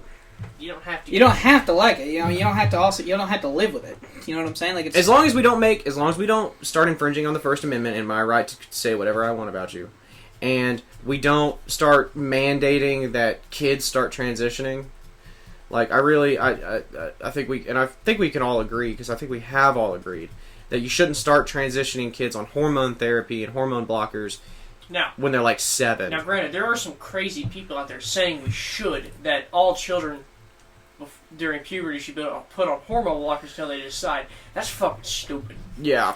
Like, those people are just crazy. And granted, every group has their radical crazy fucking people. Well, and there's also people that say, like, the medical field's anti-trans because they treat you like a male if you have prostate cancer, even though you identify as a female. And it's like, look, cancer don't care. Yeah, it's in your prostate. It don't care what you are. You got a little go button. Yeah. So, I said, if you're a grown adult and you want to get weird stuff done to you, I don't understand it. I'm not going to pretend to understand it. I will be cordial. I've been cordial with any of the trans people I've met. I just don't think you have the right to dictate to me what I am allowed to say. If you ask nicely, I'll do it. But the second you do you demand me to, 20 years old, 20 years of biology are built into me. I know in reality that you're a dude. You know, you're a Sean, not a Shanae. Yeah. But I'll call you Shanae, and I might slip up. And you know what? You're just gonna have to bear with me. 20 years of biology. You have to bear with me, Shanae. Just gonna have to live with it. Like, if one of y'all turn transition, I've known y'all for 20 years as dudes. I'm gonna slip up. I've had 2 brothers, now I have 2 sisters. I'm gonna no. Right. It's gonna fuck with my head. But eventually I'll get it right. Yeah. But it's not out of any malice. No. Is the problem. And Wyatt, I'll probably give you credit. If you've met, you guys have probably interacted with more trans people than I have. And I will say that the stories you hear about trans people are probably on the extremes, just like anything you hear about in the media. They get the most clicks. Probably. But let's also not pretend that there aren't a lot of these people on TikTok and on YouTube and that are making extreme claims either. So it may not be as many as you think, but there are plenty of them out there. At least sympathizers. I recently got TikTok, and first thing I noticed is I don't know why women are so upset about being objectified by men, because 5 minutes on TikTok, y'all objectifying yourselves. There's more pairs of booty shorts than in a porno mag. Okay? Oh. But second is there's also a lot of transgender people advocating for really crazy stuff before my algorithm caught up with me. Yeah, before your algorithm caught up with you. Yeah. Let me see your search history real quick. Yeah, my algorithm. I'm just saying, it corrected it. So, no, it's actually a lot of fitness stuff. Like, a lot of fitness I dudes. like to mixture is like the Ted 2 thing, like chicks with dicks. I don't care. There are no chicks with dicks, there's just dudes with tits. See? Oh, but Nick, didn't you want to touch on like transgenderism in sports? 'Cause that's another big. So my thing is, if that's a big deal to us. What the fuck is the biggest deals of our society? This is the only reason I feel like. Dude, we've got no problems. The reason I think it's a big deal, if you start mixing in physically contact sports, UFC, boxing, rugby, even some soccer. There's some chicks pretending to be dudes who are going to die. Yeah, like in UFC, someone could die. A girl can literally die. There was a man in the UFC. Yeah, in the women's UFC. Like I've seen. I think her name is Fallon Fox. I think so. I'll Google that. But go ahead. She ended up losing. Yeah. I've seen a guy take on 2 girls at once in a little sparring match, and he just mops the floor with them. Like if you put Conor McGregor, even in he's in the heavyweight class of the girls' division. He's gonna mop the floor. Yeah. I mean, it's no contest. You put Ray Lewis out there in the female rugby division, he's going to kill somebody. Like it's just gonna happen. Now, if you want to do fucking swimming, track stuff, somewhere where no one's gonna get hurt physically, I don't give a fuck. So you brought up. Now I think it's kind of shitty, like swimming. Most swimming athletes, they get up at 5 in the morning or earlier, train all day before school, eat a little breakfast, go to school, and then train all day after, just to get cucked at the end by some guy named Tom, who's now Tiffany. Yeah, and beats them by 40 seconds. 40 seconds. He was so the guy I'm talking about, he was putting up good times for a male. Like, he was doing, pretty good for a male athlete. And after, the NCAA, you have to be on hormone blockers or testosterone blockers for a year. In that year that he was on there, his times went down by, a matter of, 3 to 4 seconds. from already great male swimming records, like times. He's beaten these women by 2 laps. He's Michael Phelpsing them, for Christ's sake. And a bunch of the women, one of them said, like, she can't speak out because she's afraid for her future career. And to me, that's sad. Your speech should not hinder your future career, unless you say something completely stupid and radical. And so now, and basically, all of the girls have went to the coach, and the coach says, "Screw you, I like winning," was his response. Right. And she came on anonymously and gave an interview to somebody. She basically said, like, anytime you see them cheering for her to go, it's all fake. The dude. They all don't mean it. They hate her. They say it's because, one, you trained your whole life trying to get to the Olympics, and now you're... So Neil deGrasse Tyson... Hold on. So Neil deGrasse Tyson brought up a good point about this, because his whole thing... So we went on Ben Shapiro's show a while ago. It was like a couple years ago. And his whole thing, first of all, was like... He asked the same thing. He was like, "What, Ben, why do you give a shit?" And then Ben was like, "Well, from a scientist, like, wouldn't it just be a dick if, nobody admitted reality?" And he was like, "Well, I mean, if you want to talk about, like, what they are biologically, that's fine. But in terms of, like, sports, like, that's really where the only place where this fucking matters is sports. Because that's the only place it's going to affect." And he pointed it out. Like, what if we had you tested for testosterone levels? And that determined which heat you competed in. I just think we do transgender... Instead of male, female, you got male, female, and transgender. The problem is if you get a transgender league, you're going to get a bunch of male to female transitioners that are going to dominate the league. Like, because at that point, you're having males compete against other males that are just not female. Evens out. And then you got females who identify as males are now competing against each other. Well, I'm saying if you did it based on your testosterone levels, then it wouldn't really matter the gender. Well, so here's the thing with that, though, is, so let's say you are a male that's transitioned to female when you were 25. You've still got, like, 20 years, or, no.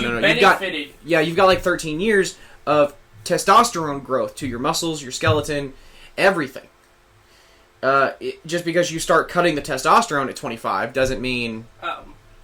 One of my big examples... he was the UFC guy, and he goes, back in the Army, I could, like, deadlift, 600 pounds, bench press 500 and all that. He goes, can't do that anymore. He did that at some point in his life is the problem. He was able to do that, and just because, he only can bench, 315 now instead of 500, that's a big thing. Like, your body is shaped in being able to do that. Right. Like, it's trained and hardened to push those limits. And just because, now I can't do it anymore, doesn't mean it can't eventually again. Right, muscle memory is a hell of a thing. Like, I had surgery, I was out for 6 months. And eventually, I could get back up to squatting 405 in a matter of a few months because of muscle memory. Yeah. It's just how it works. Like, I came back after surgery, I could outlift and outrun all the females in my weightlifting class. And I'm out 6 months and not doing anything after a knee surgery. Right. So there's the difference.